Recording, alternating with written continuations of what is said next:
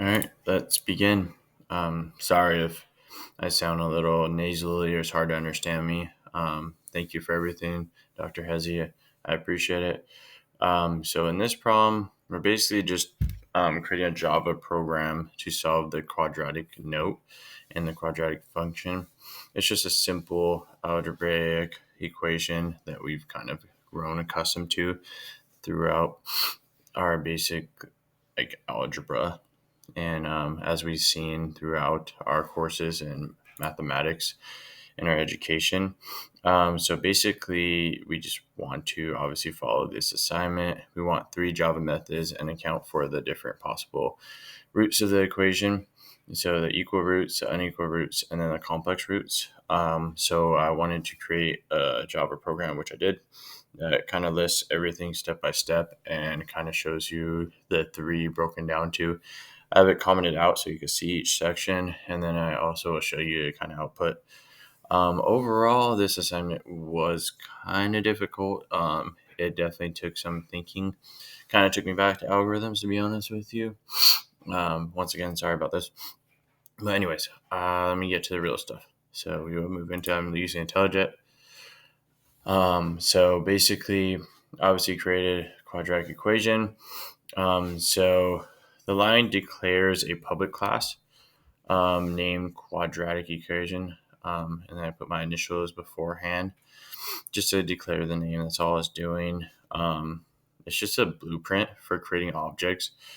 And then we move on to the logic statement. So basically, this line declares a public class named, obviously up here, PR quadratic equation. And Java class is a basically blueprint for creating objects. The logic for solving the quadratic equation is given in the strings, which you can see right here. This is just a sample coefficient. This line basically, I'll show you right here. So the string, basically, this line defines the main method, which is the entry point for any Java application. Anytime we use Java, this is just simple kind of the build up to the code and kind of generally how you build a Java program. The main method is always executed by the Java virtual machine when the program starts. The string parameter is an array that receives command line arguments, although they are not used in this program. As we can see right here, these lines declare and initialize 3 double precision floating point variables, A, B, and C, which represent the coefficients of quadratic equation of the form, as you can see above. And then we kind of move on to the next part where we're trying to solve the equation and handle possible exceptions. So a try block is used to enclose basically the code that might throw an exception. That the PR quadratic equation method is called with A, B, and C as arguments.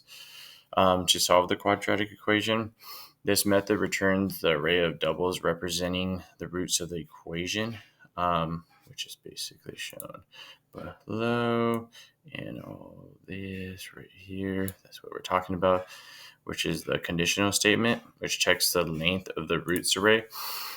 If it is basically has a length of 1, it means a quadratic equation has one real root, which is printed out, and it basically has more than 1.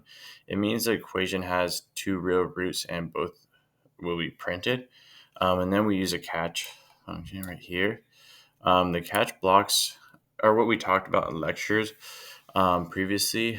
And as you showed us, catch blocks are used to handle exceptions that might be thrown within the try blocks.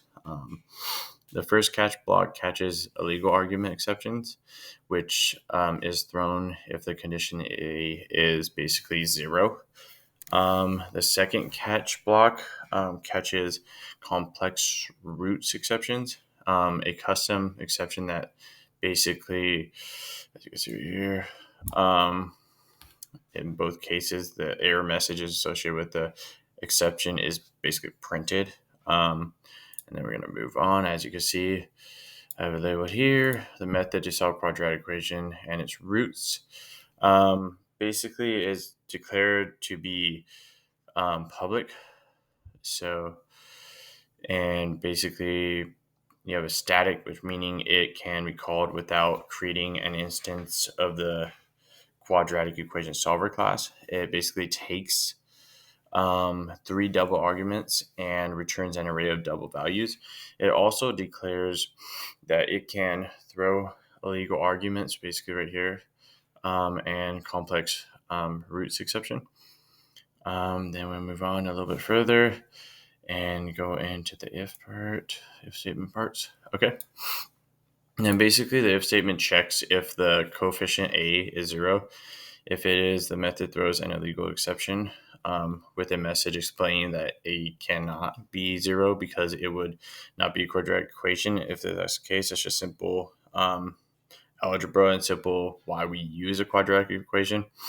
And then we throw a double in there, which right here is double line discrimination, which basically determines the nature of the roots, basically. Sorry, I was trying to get my thoughts of how to basically describe it.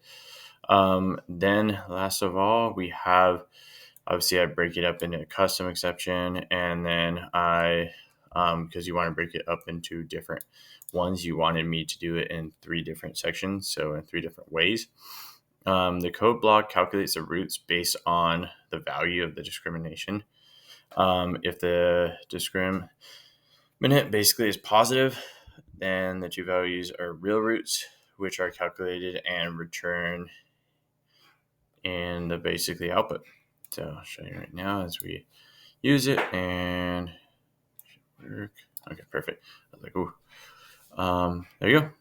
Yep, it brings out the 2 real roots, which are negative 2.0 and 3.0. Yeah, so hopefully this is kind of good for this assignment, and thank you, Dr. Hezi. Honestly, what really helped me was understanding kind of just your explanation of especially kind of catches and understanding the blocks that work with them, and also breaking it down into the different sections. I really was getting kind of confused when I didn't have it in each own commented out sections. So Dr. Hezi, thank you. Hopefully this works. God bless, and I appreciate everything. So look forward to seeing your lecture. All right, thank you. Bye-bye.